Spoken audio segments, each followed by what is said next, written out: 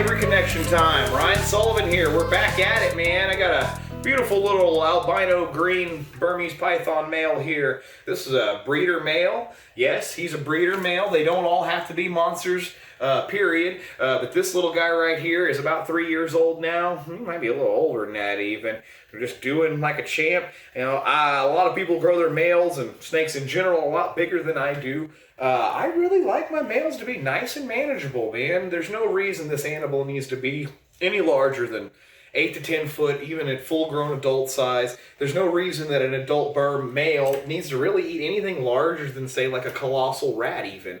A colossal rat every week to every 10, 14 days is plenty of food for these guys, man. If you want to have a nice 30-year-old snake that's going to live long and really thrive for you, that's how I suggest you feed these males. It's much more natural to them to have smaller meals more often than to just be fed these giant gorge meals and grown to, you know, these huge sizes that really aren't very natural to them, even in the wild. You're not pulling 20-foot Burms out of the wild all the time. They're much more lean animals, 10, 12 foot, 75 pounds typically is like a very large female for a wild animal.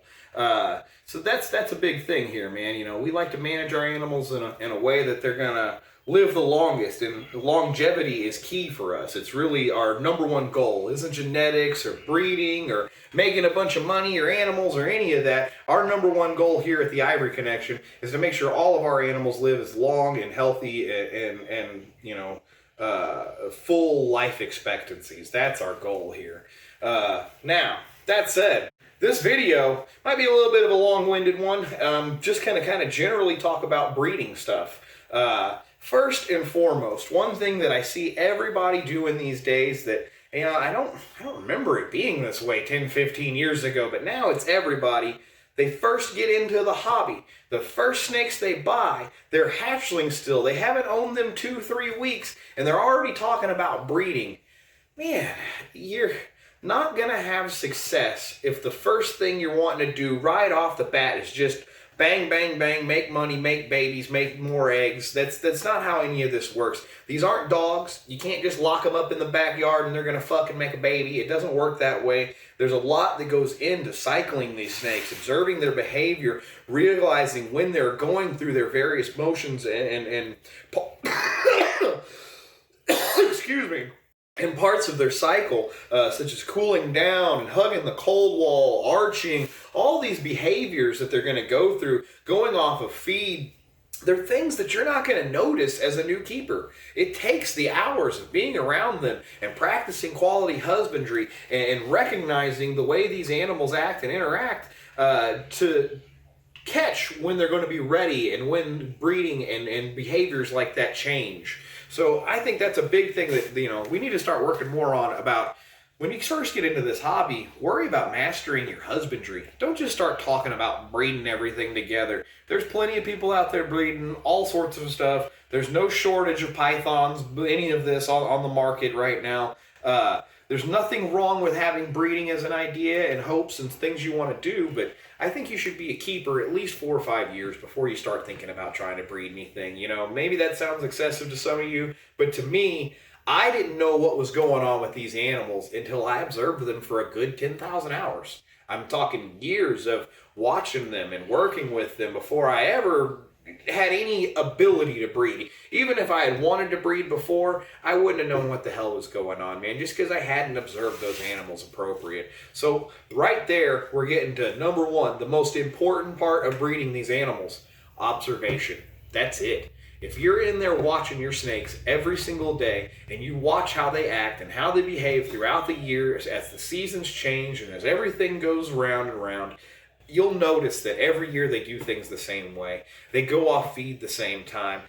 They power feed up where they want to get fed all the time, the same time when they're bulking up. Your males get to where they're just angsty and they're on the roam all the time. These are all behavioral changes that you'll start to notice and you'll start to pick up on the more time you spend with your animals. And that's just all there is to it. The more time you spend in this room, the more success you're going to have at the end of the day. And then, you know, you're getting to another topic here is, you know, I hear all the time, what should I pair? what should I breed? If I want to make money and I want to be successful and I want to do this or that, what's the best, most popular thing I can pair? That right there is already the wrong attitude to come at this hobby with. Buy what you like. Work with what you enjoy. Genetics do not sell themselves. You could have the #1 brand new, fresh off the boat, proven co-dominant gene out there. It doesn't matter if nobody knows who you are. They don't know how you take care of your animals. They have no idea the amount of time that you put into the hobby. That's what sells animals and makes, $2,000-3,000 snakes. Knowledge, time, experience, not just genetics. Any old body off the block can have a snake and it not be worth anything. It takes knowing what you have to make it actually have real value. And I think I get that a lot too. How much is this worth? How much is this worth? Well, how much background information do you have on that animal? That's where its value really comes from, not about the genetics. Who produced it? How old was it? Is it the size and structure and health that it should be for the age that it is? These are things that value animals, not just genetic makeup. There is no blue book out there that says, 2-year-old phantom this equals $2,000. Like that's not out there. It's more about, if you're confident and you know what you have and you know all about that animal, it's going to have the highest value that it can at that point. If you got some second, third-hand animal off Craigslist that you have no history on, it has the value of whatever you paid for it, basically. It's not about genetics here. So when you're selecting things to work with, it doesn't make any sense to just go out and buy what you think's popular, especially if you're not excited to work with it. Because as I said before, if you're not in this room every day while looking at these animals and observing them, you're not going to know what's going on. Well, if you're not